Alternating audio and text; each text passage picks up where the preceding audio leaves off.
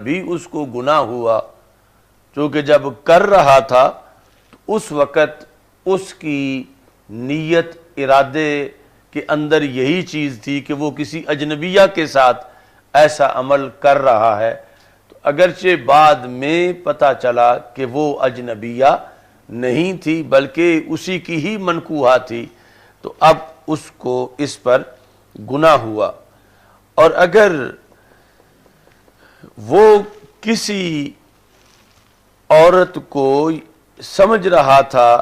اپنی منکوحہ کہ اس کی منکوحہ ہے، اور نفس الامر میں بعد میں اس کو پتہ چلا کہ وہ تو اس کی منکوحہ نہیں تھی، کوئی اور عورت تھی، تو ایسی صورت میں یعنی جو بے خبری میں اس سے ہوا اس پر اس کا کو گناہ نہیں ہوگا، اگرچہ اس کے ساتھ پھر یعنی یہ قضاء اور فیصلے کے لحاظ سے دیکھنا پڑے گا کہ وہ اس بات میں کتنا سچا ہے کہ اسے پتہ نہیں چلا، یا اسے پتہ یہ تھا کہ اس کی منکوحہ ہے اور نفس الامر میں غلطی ہو گئی کہ اس کے قرائن کیا ایسے پائے گئے ہیں یا وہ جھوٹ بول رہا ہے۔ لیکن اگر واقعی یعنی یہ مسئلہ ایسی صورت میں ہے کہ واقعی وہ سمجھ رہا تھا، جھوٹ نہیں بول رہا، واقعی سمجھ رہا تھا کہ اس کی منکوحہ ہے، مگر نفس الامر میں بعد میں پتہ چلا کہ نہیں ہے، تو ایسی صورت میں اسے گناہ نہیں ہوگا۔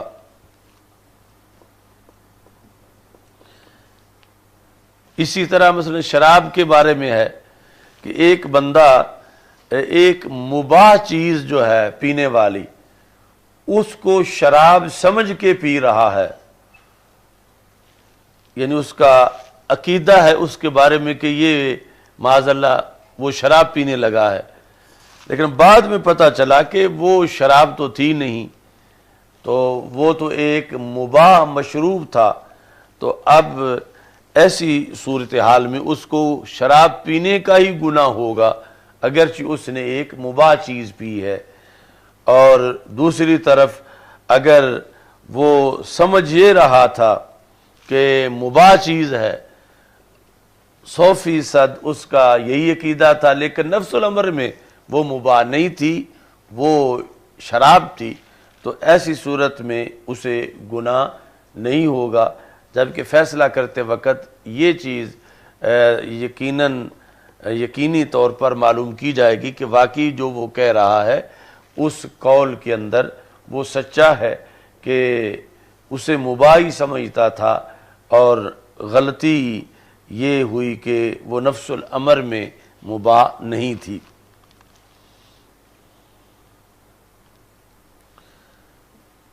اتنا مدار ہے انما الاعمال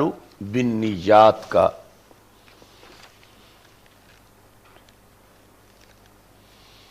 ایسے ہی اس نے اپنی بیوی کو کہا انت طالقن،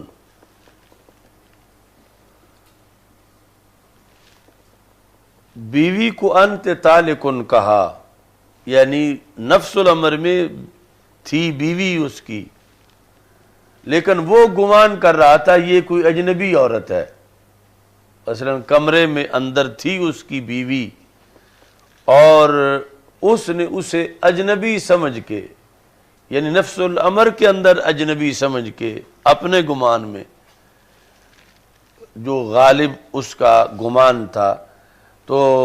وہ سمجھتا تھا کہ میں اس کو انت طالقن کہہ بھی دوں گا تو کوئی حرج نہیں، چونکہ میری بیوی یہ ہے ہی نہیں، یہ کوئی اجنبی خاتون ہے، اس کے گمان میں اجنبی تھی، لیکن تھی وہ اس کی بیوی۔ تو یہاں پر طلقت زوجاتہ لمصادفت محلہ، کہ اگرچہ وہ گمان اجنبیہ کر رہا تھا اس کو، مگر نفس الامر میں تو وہ اس کی بیوی تھی، تو جب اس نے اس کو یہ کہا تو طلاق کا معاملہ چونکہ بہت سیریس ہے کہ وہ محل طلاق بھی ہے اور طلاق پائی بھی گئی ہے، تو اس بنیاد پر اگرچہ وہ اجنبی سمجھ رہا تھا، اپنی بیوی نہیں سمجھ رہا تھا، اور اس نے اس کو انت طالقن کہا، تو پھر بھی طلاق واقع ہو جائے گی. یعنی یہ پچھلے مسئلے سے جدا ہے، وہ جو شراب نوشی والا مسئلہ تھا. اچھا جی، اس واسطے یعنی وہ جو طلاق اور عتاق کے بارے میں مذاق میں بھی، سنجیدگی میں بھی، ہر لحاظ سے طلاق واقع ہو جاتی ہے.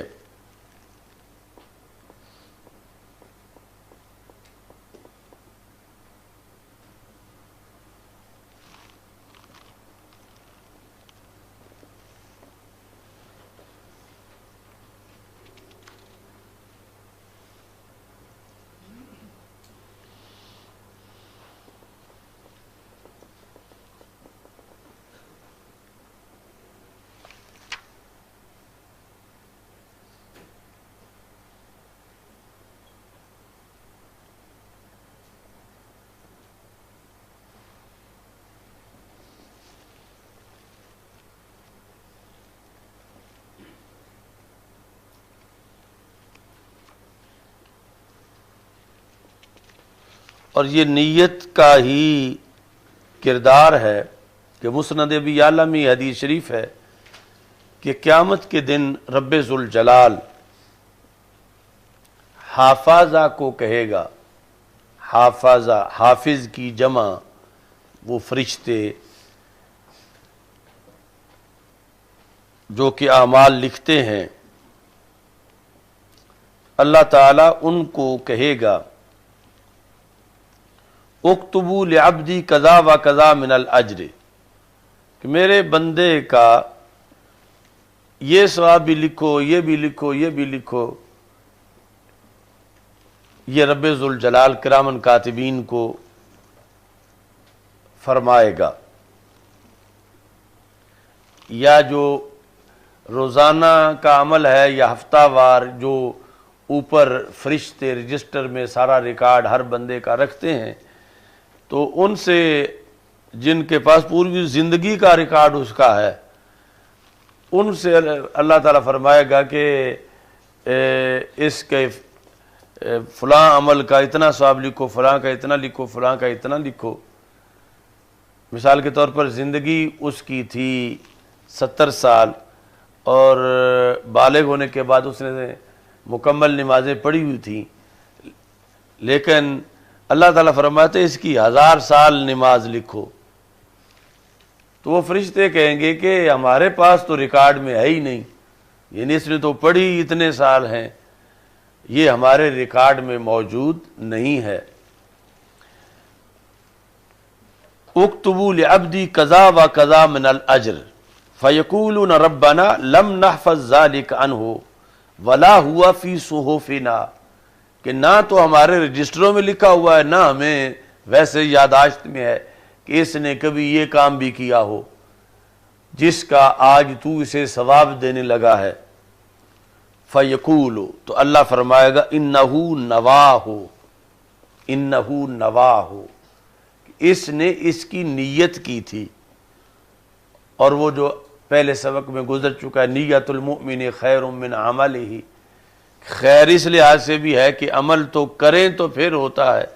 اور نیت کئی مقامات پر جب پکی پائی جائے اور عمل نہ بھی پایا جائے تو ثواب اس کا مل جاتا ہے. تو اللہ چونکہ دلوں کے حال جانتا ہے تو فرشتوں کے ریکارڈ میں نہیں تھا، کیونکہ اس نے محض نیت کی تھی، آگے عمل کا موقع نہیں ملا تھا. مگر نیت کے خلاف کوئی قرینہ نہیں تھا. اگر نیت کے خلاف کوئی قرینہ ہو تو پھر نیت جو ہے وہ معتبر نہیں رہتی. تو ویسے نیت خالص تھی، عمل کا موقع نہیں بنا. تو اللہ تعالیٰ فرمائے گا کہ ٹھیک ہے، اس نے وہ عمل کیا نہیں تھا، اس لیے تمہیں تمہاری یاداشت میں بھی نہیں ہے اور تمہارے رجسٹر میں بھی نہیں ہے، مگر اس کے دل میں پکا ارادہ تھا وہ کام کرنے کا، اور آگے کسی عذر کی بنیاد پر یہ نہیں کر سکا. تو ان اللہ لا ينظر الى اعمالکم وصورکم ولکن ينظر الى قلوبکم، اللہ تعالیٰ تمہارے چہروں کو نہیں دیکھتا بلکہ اللہ تمہارے دلوں کو دیکھتا ہے۔ تو اس بنیاد پر یعنی نیت اتنا بڑا ذخیرہ ہے مومن کے لیے کہ اگر وہ نیت صحیح ہو، اور نیت کی صحت کے لیے ایمان شرط ہے، عقیدہ درست ہونا شرط ہے، پھر نیت جو ہے وہ اس پہ مرتب ہوتی ہے۔ اگر کافر ہو یا بد عقیدہ ہو تو پھر نیت کی ولادت کی جگہ ہی نہیں ہے کہ جو نیت صحیح پائی جا سکے۔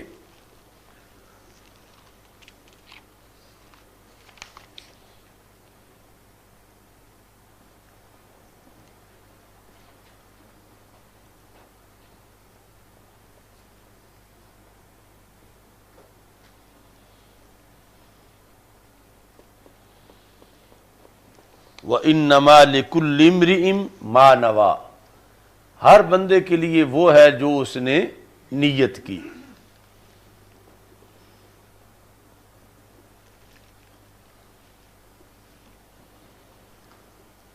تو اس بنیاد پر یہ جو نیت کی باتیں ہیں، اس کو ثلث دین بھی کہا گیا اور ثلث علم بھی کہا گیا، یعنی پورے علم کا جو علوم دین ہیں ان کا 1/3 حصہ نیت کا علم ہے۔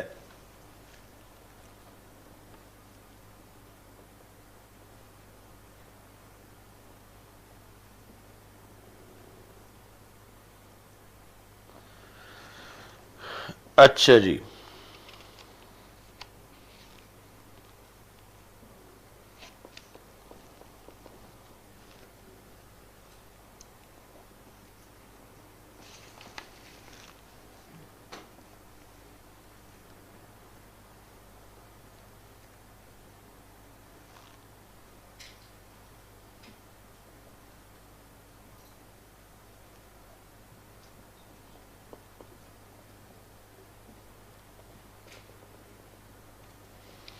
اور اسی نیت کے اندر ہی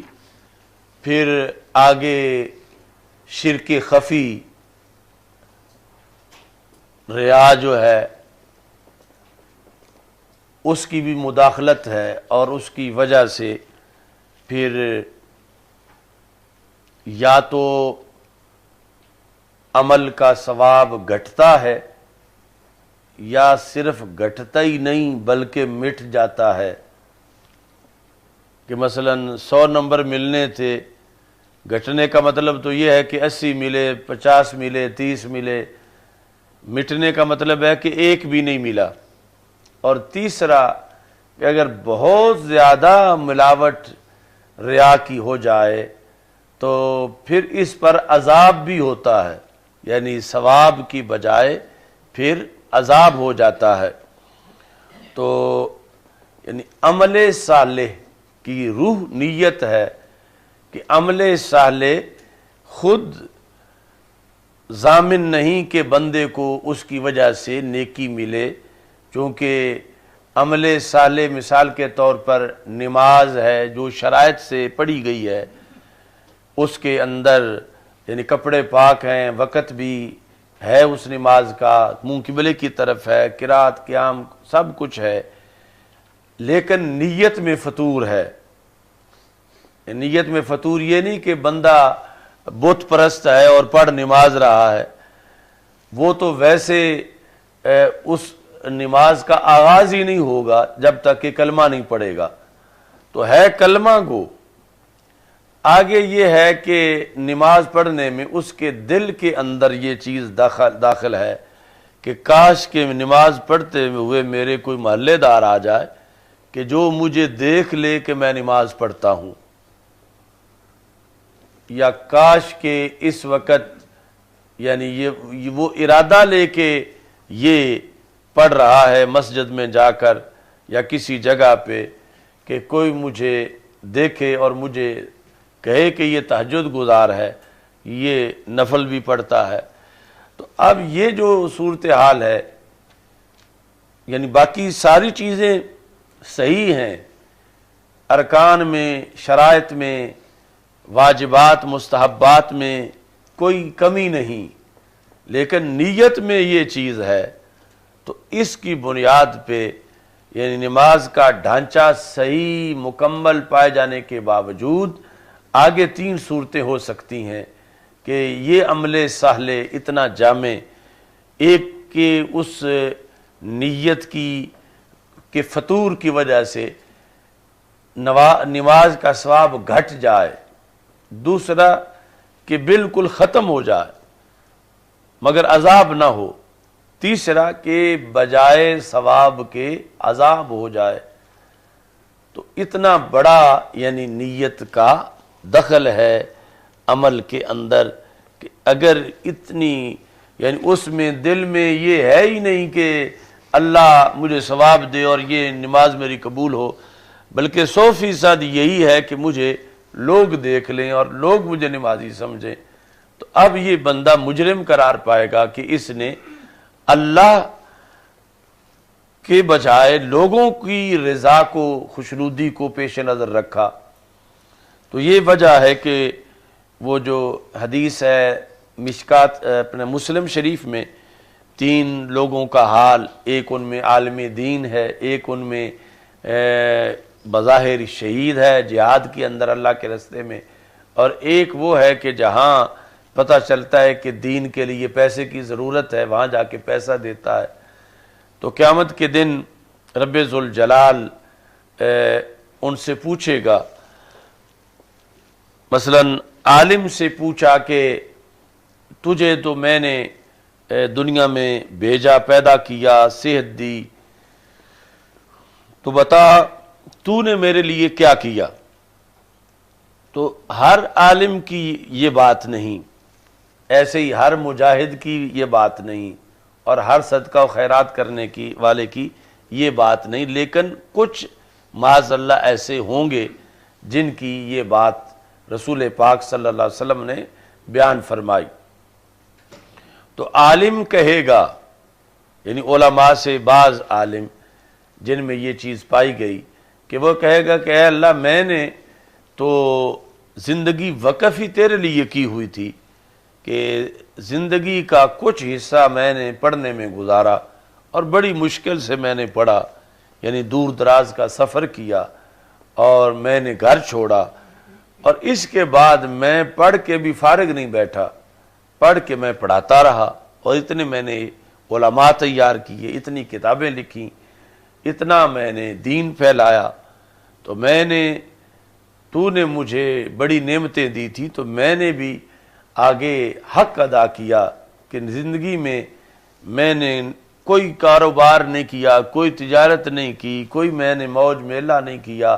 میں بس دن رات اسی میں ہی مصروف رہا کہ ایک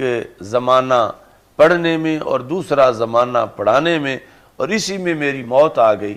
تو میں نے تو پورا ٹائم تیرے دین کے لیے دیا۔ اور آگے وہ بندہ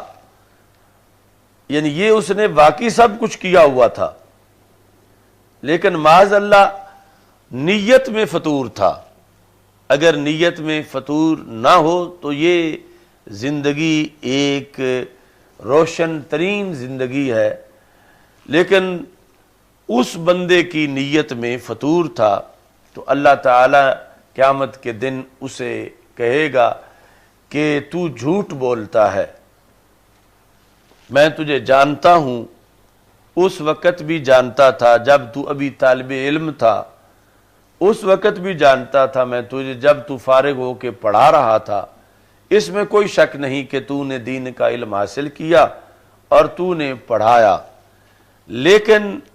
یہ سب کچھ تو نے اس لیے کیا کہ لوگ تجھے بڑا عالم کہیں اور تیری مقبولیت ہو، اور لوگ تجھے اپنا قبلہ بنا لیں اور لوگوں کی توجہ تیری طرف ہو۔ یہ پڑھتے ہوئے بھی تیرے دل میں یہی تھا اور پڑھاتے ہوئے بھی تیرے دل میں یہی تھا، تو میرے سامنے جھوٹ بول رہا ہے کہ تو نے میرے لیے یہ سب کچھ کیا، تو نے تو اس مقصد کے لیے کیا، تو نے تو لوگوں کے اندر مقبولیت کے لیے کیا، تو نے تو لوگوں سے داد لینے کے لیے کیا۔ تو اللہ تعالیٰ فرشتوں کو کہے گا کہ اس کو الٹا کر کے جہنم میں پھینکو، کہ ایسا مجرم ہے کہ جس نے میری خوشنودی کے بجائے لوگوں کی خوشنودی کو اپنا مطمع نظر بنایا، تو اب یہ کام کتنا اچھا تھا، کتنا بڑا تھا، کتنا جامع تھا،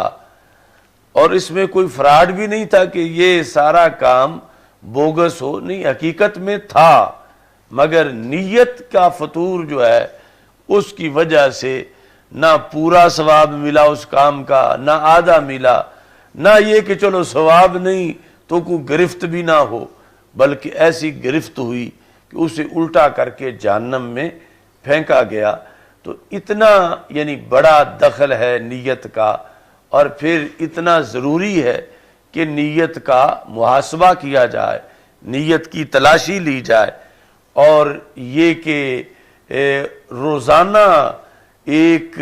وقت ہو کہ بندہ صبح سویرے اپنی نیت ایک بار صحیح کر لے، اور ایسا نہ ہو کہ پوری زندگی گزر جائے تو وہ فساد نیت کا ساری زندگی کے پانی پھیر دے، کہ اگر کہیں خراب ہوئی ہے تو وہ کسی ایک دن یا گھنٹے یا کچھ وقت کے لیے محدود ہو گئی، آگے پھر نیت صحیح ہو گئی۔ تو اس بنیاد پر یعنی انما الاعمال بالنیات، اور اس کو ثلث علم کہا جاتا ہے اور ثلث دین کہا جاتا ہے، کہ اس کا اتنا بڑا دخل ہے کہ اول تو عمل کرنا کتنا مشکل ہے، یعنی وہ بندہ جو قیامت کے دن یہ جواب دے رہا تھا اس نے کتنی مشکل سے پڑھا اور پھر کتنی مشکل سے پڑھایا، اور ادھر اسی عمل کی وجہ سے جہنم بھی گیا، اور دوسری طرف شہادت ہے۔ اللہ فرمائے گا تو نے میرے لیے کب جہاد کیا؟ تو نے تو اس لیے کیا تھا کہ لوگ تجھے نڈر صف شکن مجاہد کہیں، تو وہ تو لوگوں نے کہہ دیا تجھے، تیری مشہوری ہو گئی، تو تیرے عمل کی جزا جس وجہ کے لیے تو نے کیا تھا وہ تو تمہیں مل گئی۔ آج میرے پاس تیرے لیے کوئی جزا نہیں ہے، بلکہ تو مجرم ہے کہ تو نے میری خوشنودی کو تو پس پشت ڈالا اور لوگوں کی بلے بلے کو تو نے پیش نظر رکھا۔ تو اس بنیاد پہ فرشتوں کو حکم دے گا کہ اسے بھی معاذ اللہ الٹا کر کے جہنم میں پھینکو۔ اور ایسے ہی وہ مالدار جو بظاہر یعنی ہر جگہ دین کے لیے خرچ کرتا ہے لیکن دل میں فطور ہے، تو اس سے بھی اللہ پوچھے گا کہ تجھے مال دیا، صحت دی، تو نے کیا کیا؟ وہ بھی کہے گا یا اللہ میں نے تو حق ادا کیا، جہاں بھی پتہ چلتا تھا کہ مسجد کو ضرورت ہے، مدرسہ کو ضرورت ہے، غریب مسکین کو ضرورت ہے، تو میں مال وہاں جا کے دے آتا تھا۔ تو اللہ تعالیٰ فرمائے گا کہ تو جھوٹ بولتا ہے، میں نے اس وقت بھی تیرے دل سے واقف تھا جب یہ سارے کام تو کر رہا تھا کہ تیری نیت میری رضا نہیں تھی، بلکہ تو فلاں مقصد کے لیے لوگوں سے داد وصول کرنے کے لیے، یا یہ کہ تجھے سخی کہا جائے، تو نے ایسا کیا۔ تو فرشتوں کو کہے گا کہ یہ مجرم ہے کہ جو اللہ کی خوشنودی کو چھوڑ کے بندوں کی خوشنودی کو ترجیح دیتا رہا، تو معاذ اللہ اسے الٹا کر کے جہنم میں پھینکو۔ تو یہ مدار ہے نیت پر اعمال کا، کہ ایک تو ہے نا کہ جرم کرتا رہا بندہ ساری عمر، بدکاری، شراب نوشی، چوری، ڈاکہ، تو وہ مارا گیا، جہنم میں پہنچا، اور یہ ساری زندگی نیکی کرنے والے بھی جہنم میں پہنچے کہ نیت کے اندر فطور تھا۔ اور یہ ہے یعنی شرک اصغر، کہ اللہ کے ساتھ کسی اور کو شریک بنایا ہوا ہے، کہ نماز اللہ کی پڑھ رہا ہے، ساتھ یہ ہے کہ محلے دار بھی دیکھ لیں، یعنی یہ بت پرست نہیں ہے، نہ اس عمل سے اس کی بیوی کو طلاق ہوگی، نہ یہ ہے کہ یہ تجدید ایمان کرے۔ اس بنیاد پر یہ شرک خفی ہے اور شرک اصغر ہے، لیکن آگے جا کر اتنا بڑا نقصان بھی ہے ساتھ، اور یہ کہ اس نے غیر اللہ کو اپنا مقتدا بنایا اور یعنی پیش نظر رکھا، اگرچہ جب وہ ویسے توحید پرست تھا، ایمان صحیح تھا، تو جہنم میں دائمی نہیں رہے گا، پھر جہنم سے اس کو نکال کے جنت بھیج دیا جائے گا، چونکہ دائمی جہنم میں شرک جلی والا رہے گا، کافر رہے گا، اور یہ ریا والا اپنے گناہ کی سزا لے کر جس نوعیت کا ریا ہے تو اگر معمولی سی امیزج تھی پھر تو یہی ہے کہ ثواب میں کمی واقع ہوگی اور اسے جہنم نہیں بھیجا جائے گا. لیکن جب اس درجے کا ہے، تیسرے درجے کا، کہ جب ثواب ملے ہی نہیں، الٹا عذاب بھی اس کی خرابی کی وجہ سے فیصلے میں آ گیا، تو پھر اس کو معاذ اللہ اتنا نقصان ہوگا، مگر بالآخر جہنم سے نکل کے جنت میں چلا جائے گا.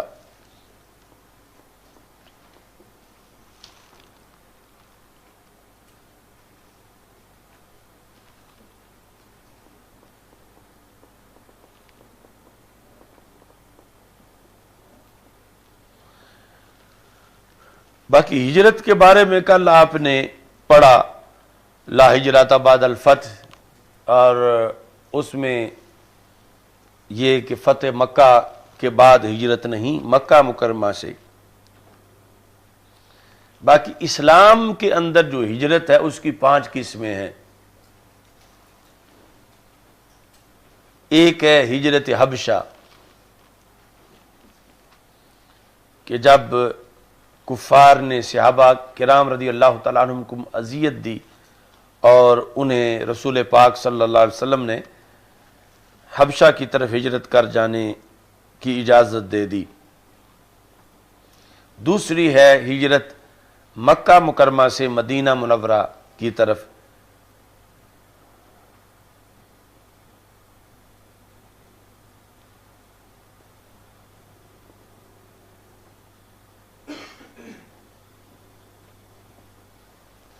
تیسری ہے کہ مختلف قبائل کی ہجرت مدینہ منورہ کی طرف فتح مکہ سے پہلے.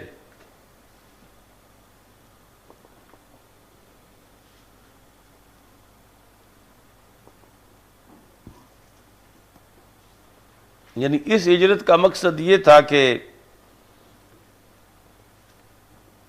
مختلف قبیلوں والے کہ مدینہ منورہ آ کے رہیں اور رسول پاک صلی اللہ علیہ وسلم سے علم حاصل کریں اور فیض پائیں.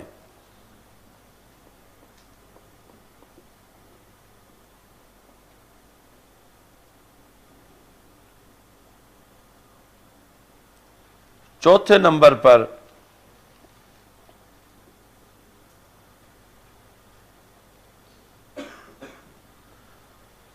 کہ جب مکہ مکرمہ فتح ہو گیا تو اس کے بعد جو لوگ مکہ مکرمہ میں اس موقع پر اسلام لائے، فتح مکہ کے موقع پر، تو ان میں سے کچھ لوگ مدینہ منورہ گئے کہ ہم رسول پاک صلی اللہ علیہ وسلم سے علم حاصل کریں اور پھر ہم لوٹ کے آ جائیں گے مکہ مکرمہ. جس طرح کہ حضرت صفوان بن امیہ رضی اللہ تعالی عنہ اور ان کے علاوہ جو فتح مکہ کے مہاجر تھے.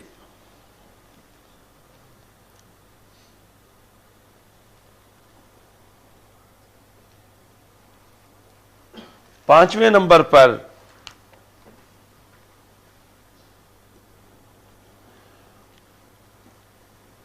وہ ہے کہ المہاجر من ہاجر ما نہی اللہ عنہ، کہ رسول پاک صلی اللہ علیہ وسلم نے فرمایا مہاجر وہ بندہ ہے کہ جو ہر اس کام سے دور ہو گیا، یعنی ہجرت میں ترک کرنا ہے، چھوڑنا ہے، یعنی جس نے ہر برا کام چھوڑ دیا وہ مہاجر ہے.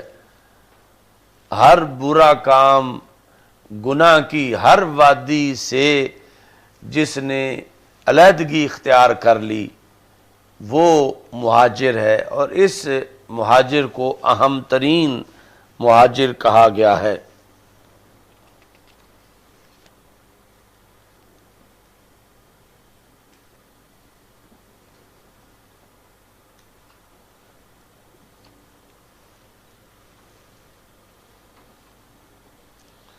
باقی یہ یعنی اس وقت جو اسلام کے اندر موجود تھیں، اور آج یعنی قیامت تک وہ پھر ایک چھٹی ہجرت ہے کہ قیامت تک جس کا وقوع ہو سکتا ہے کہ کوئی بندہ معاذ اللہ دارالکفر میں ہو اور وہاں اپنے دین کا اظہار نہ کر سکتا ہو، تو پھر وہ دارالاسلام کی طرف ہجرت کر کے آ جائے، تو اس کا دروازہ جو ہے وہ قیامت تک کھلا ہے، اور یہ چھٹی قسم ہے۔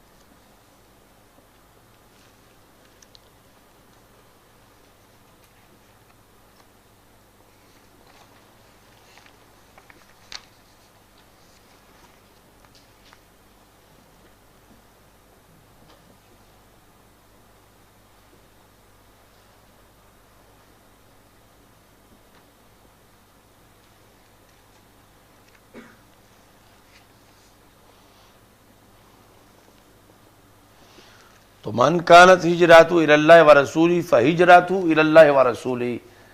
تو دوسری طرف دنیا کے لحاظ سے فرقہ فہجراتہ الی ما ہاجر الیہ، یعنی وہاں یہ دہرایا نہیں گیا فہجراتہ الی دنیا او الی امرات ینکحھا، بلکہ وہاں کنایے کے ساتھ ہی اس کو ذکر کر دیا گیا کہ وہ اللہ اور اللہ کے رسول صلی اللہ علیہ وسلم، ان کے تو شایان شان یہ ہے کہ ان کا بار بار نام لیا جائے اور بار بار ذکر کیا جائے، مگر یہ دنیا اور عورت یہ تذکرہ ایسا نہیں کہ اس کو بار بار کیا جائے، لہذا اس کو پھر ماں کے ساتھ ہی ابہام میں بیان کر دیا گیا۔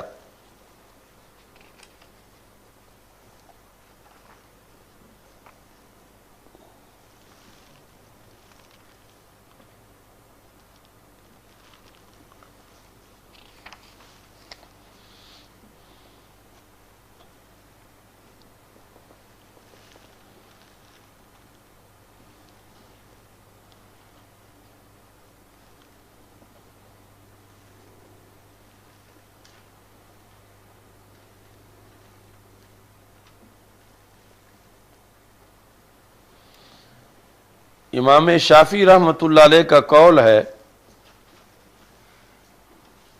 نیت کے بارے میں،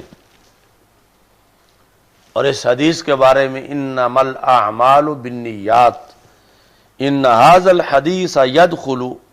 فی 70 بابا من الفقہ، ان هذا الحدیث يدخل فی 70 بابا من الفقہ، کہ یہ حدیث فقہ کے 70 ابواب میں بطور دلیل پیش کی جاتی ہے۔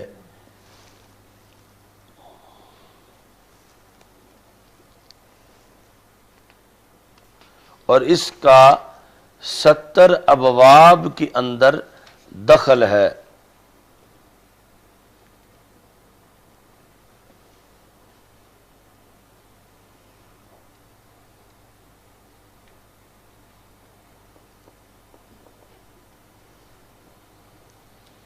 اور یہ کہتے ہیں کہ یہ جو 70 کا آپ نے لفظ بولا، یہ کوئی تحدید نہیں ہے کہ صرف 70 ہی، یہ مبالغہ کے لیے ہے۔ جس طرح ہم بھی اردو میں کہیں کہ میں نے تجھے 70 بار سمجھایا ہے، تو یہ تحدید کے لیے نہیں ہوتا بلکہ کثرت کے لیے ہوتا ہے، تو ایسا ہی آپ نے بھی فرمایا۔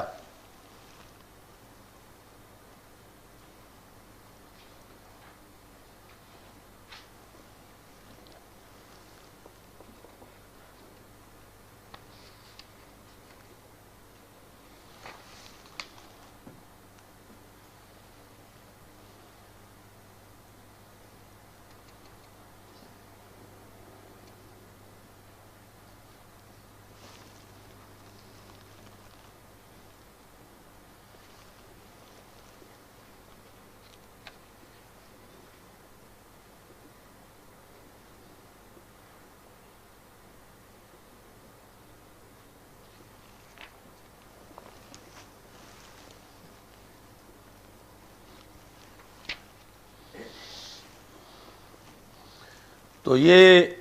جو وضاحت کی کہ انما الاعمال بالنیات، کہ یہاں پر کچھ لوگوں کے نزدیک مضاف معذوف ہے انما صحت الاعمال بالنیات، اور کچھ لوگوں کے نزدیک ہے انما ثواب الاعمال بالنیات. تو پھر یہاں سوال پیدا ہوتا ہے کہ اس میں پھر فرق کیا ہے صحت میں اور ثواب میں؟ تو اس کا جواب یہ ہے کہ کچھ کام ایسے ہیں کہ جن کے لیے اعمال کی صحت کے لیے تو نیت شرط نہیں ہے، مگر ثواب کے لیے، حصول ثواب کے لیے نیت شرط ہے. صحت تو عمل کی نیت کے بغیر بھی پائی جائے گی کہ عمل صحیح ہوگا، مگر اس پہ ثواب تب ملے گا جب نیت بھی پائی جائے گی. مثال کے طور پر شرمگاہ ڈھانپنا، اب نیت کے بغیر کوئی چادر تہ بند باندھ لے یا شلوار پہن لے تو صحت تو پائی گئی عمل کی کہ شرمگاہ ڈھانپنے کا عمل صحیح ہو گیا، مگر ثواب تب ہوگا کہ جس وقت نیت ہوگی اس کے اندر کہ میں اللہ کے حکم کے مطابق، شریعت کے حکم کے مطابق یہ کام کر رہا ہوں. تو پتہ چلا کہ آگے چل کے صحت اور ثواب میں بھی فرق ہے کہ صحت عمل تو ہے کہ جب اس نے شرمگاہ ڈھانپ لی کپڑے کے ساتھ تو یہ نہیں کہا جائے گا کہ شرمگاہ کا ڈھانپنا ہی نہیں پایا گیا. شرمگاہ کا ڈھانپنا تو پایا گیا ہے، لیکن ثواب تب ملے گا جب ڈھانپنے کے اندر نیت ہے کہ میں اللہ کے حکم پر، رسول پاک صلی اللہ علیہ وسلم کے حکم پر یہ کام کر رہا ہوں، تو پھر اس پر ثواب ہوگا، ورنہ صرف صحت عمل تو ہوگی مگر ثواب عمل نہیں ہوگا. ایسے ہی اذان پڑھنا، اگر نیت کے بغیر کسی نے کلمات صحیح پڑھے وقت صحیح پر تو اذان پائی گئی، لیکن ثواب تب ملے گا جب اس نے نیت سے اذان پڑھی، تو پھر صحت پر ثواب بھی مرتب ہوگا.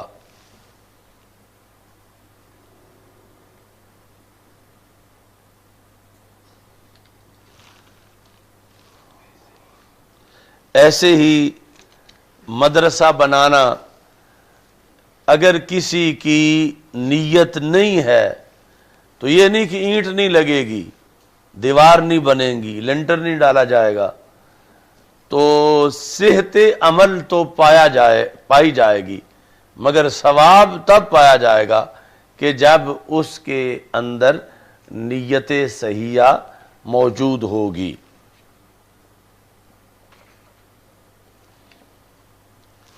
ایسے ہی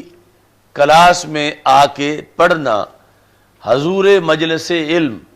نیت کے بغیر بھی پایا جائے گا، یعنی صحت اس کی، کہ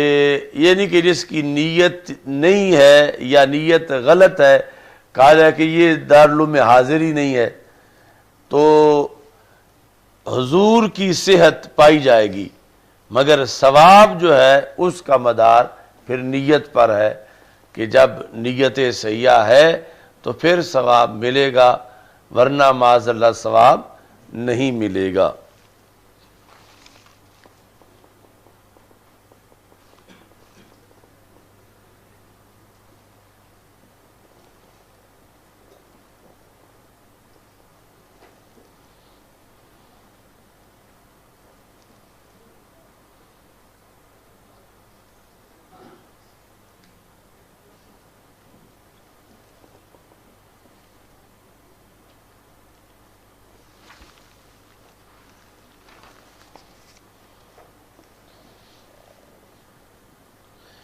پھر اس میں یہ بھی ہے کہ ایک عمل میں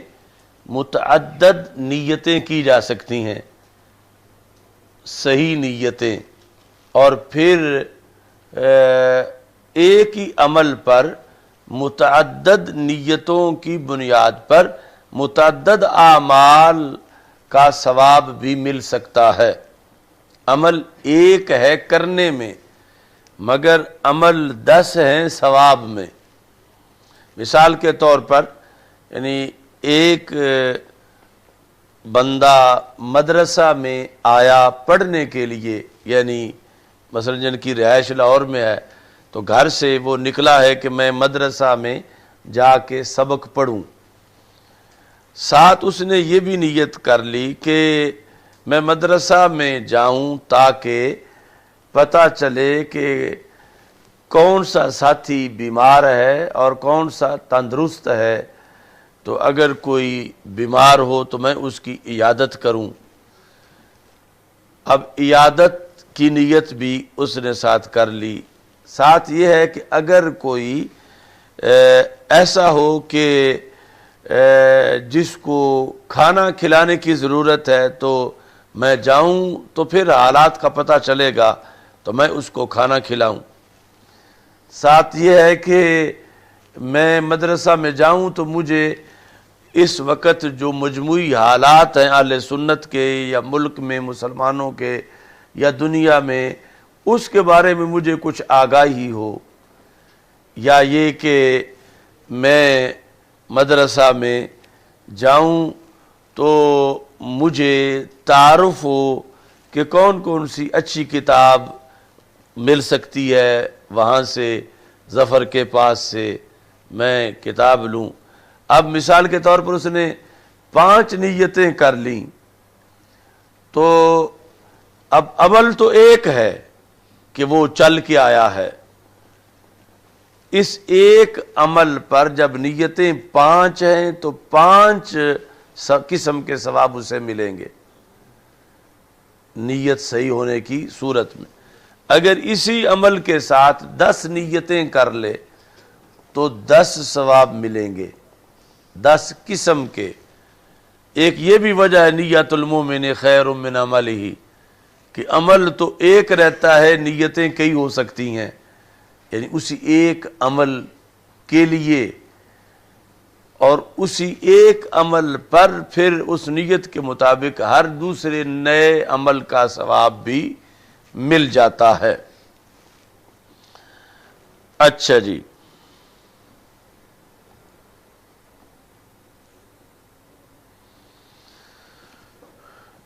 اسی کے اندر ہے کہ صوفیاء میں سے ایک بزرگ کا قول کہ ان سے پوچھا گیا کہ سب سے بہتر عمل کیا ہے، تو انہوں نے کہا سب سے بہتر عمل روٹی کھانا ہے۔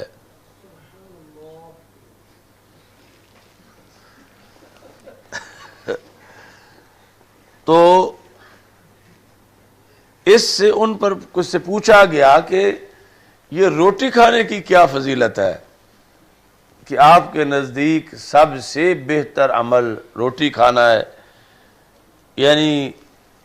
اس لیے بھی ہو سکتا تھا کہ یہ تو سارے ہی کرتے ہیں، تو مطلب یہ وقت دنیا میں سارے ہی بہترین عمل کر رہے ہیں، تو پھر تو گناہ والا پیچھے بچے ہی کوئی نہ۔ تو انہوں نے کہا کہ یہ سب سے بہترین عمل ہے اس بنیاد پر کہ بندہ روٹی کھاتے وقت یا روٹی کھانے کے لیے جاتے وقت یہ نیت کر رہا ہو یا اس لیے روٹی کھائے کہ روٹی کھاؤں گا تو پھر میں جسم میں قوت پاؤں گا تو قیام کر سکوں گا، رکوع کر سکوں گا، سجدہ کر سکوں گا۔ اگر روٹی نہ کھائی تو بالآخر اٹھنے کے قابل بھی نہیں رہوں گا تو نماز کیسے پڑھوں گا؟ روٹی کھاؤں گا تو پھر میں پڑھنے کے لیے جا سکوں گا، اگر روٹی نہ کھاؤں تو پھر میں پڑھنے کے لیے کیسے جا سکوں گا؟ تو جس نے روٹی کھانے میں یہ نیت کر لی، اتنا بڑا کردار ہے کہ نیت نے روٹی کھانے کو بھی سب سے بہترین عمل بنا دیا، کہ اگر روٹی کھانے کے اندر یہ نیت ہے کہ میں ویسے پیٹ کا تنور بھرنے کے لیے نہیں بلکہ میں اس لیے کھاؤں کہ میری یادداشت صحیح رہے، کیونکہ بھوکے بندے کو پھر دن میں تارے نظر آنا شروع ہو جاتے ہیں، تو اس لیے کہ میں صحت مند رہوں، اس لیے کہ مجھ میں انرجی رہے، تو اب روٹی کھانا ہی بہترین عمل، روٹی کھانا بھی بہترین عمل جو ہے وہ بن جائے گا اس اچھی نیت کی بنیاد پر۔ اس لیے ہی ائمہ نے یہ لکھا کہ وَالنَّوْمُ يَنْوِي بِرَاحَةَ الْبَدَنِ لِيَنْشُطَ لِلْعِبَادَةِ، کہ جو بندہ سوتا ہے ضرورت کے لیے، سونے میں یہ نیت کرتا ہے کہ میں کچھ سو لوں تاکہ عبادت جو ہے وہ اچھے طریقے سے کر سکوں، یہ نہیں کہ عبادت میں بھی سویا رہوں، تاکہ عبادت اچھی طرح میں حضوری کے ساتھ کر سکوں،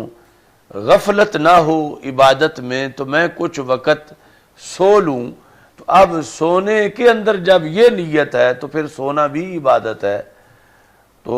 اس پر بھی اسے ثواب ملے گا۔ اب اس نیت کے بغیر بھی تو نیند پائی جاتی ہے، تو صحت نیند تو ہے، مگر ثواب نیند جو ہے وہ تب ہے جب اس کے اندر یہ نیت پائی جائے گی۔ تو اتنا بڑا کردار ہے نیت کا۔ باقی ہر چیز کے آگے پھر قواعد و ضوابط ہیں۔ اب یہ عاصم بادشاہ جو ہے یہ پکڑا جائے اس حالت میں کہ سویا ہی پڑا ہے 12 بجے تک، اور پھر دیکھا جائے تو ظہر کے بعد پھر سویا ہوا ہے، عصر کے بعد پھر سویا ہوا ہے، یعنی دوسرے نمبر میں سونے کا لکھ نکال رہا ہے جی۔ تو اب اس سے یہ پوچھا جائے کہ کیوں، تو یہ کہ میں نے یہ سنا ہے کہ سونے کی بڑی فضیلت ہے، تو اس بنیاد پر ثواب عمل اس میں لینا چاہتا ہوں۔ تو اب شریعت کہے گی کہ جس سونے کی فضیلت ہے، ایک تو اس کا حساب ہے کہ وہ محدود وقت کے لیے ہو، تو اب محدود وقت کے لیے جب ہے تو اس بنیاد پر نیت مانی جائے گی کہ مثلا جو 4-5 گھنٹے 24 گھنٹوں میں سویا مجبوری کے پیش نظر، تو کہ میں سو جاؤں تاکہ میں صحیح پڑھ سکوں، میں سو جاؤں تاکہ صحیح عبادت کر سکوں، تو اب تو یہ نیت یہ اس کی صورتحال نیت کے منافی نہیں ہے۔ لیکن جس وقت یہ ہے کہ 24 گھنٹوں میں 4 گھنٹے جاگتا ہے اور 20 گھنٹے سوتا ہے، اور اب وہ کہ میری نیت یہ ہے کہ میری نیند بھی عبادت بن جائے، تو اب وہ نیند کا عبادت بننا مشکل ہے، کہ یعنی نیت ایسی معلوم نہیں ہو رہی، اگرچہ وہ تو دعوے دار ہے عاصم، مگر یہ کہ آگے قرائن بھی ایسے ہوں کہ واقعی وہ اس طرح کا ہے، تو پھر جا کے نیت جو ہے وہ اثر انداز ہوگی۔ چلو ابھی انما الاعمال بالنیات کا سفر جاری ہے، اللہ منزل پہ پہنچنے کی توفیق عطا فرمائے۔ الحمدللہ رب العالمین والعاقبۃ للمتقین والصلاۃ والسلام علی رسولہ الکریم۔ استغفر اللہ لا الہ الا اللہ وحدہ لا شریک لہ، لہ الملک ولہ الحمد وہو علی کل شیء قدیر۔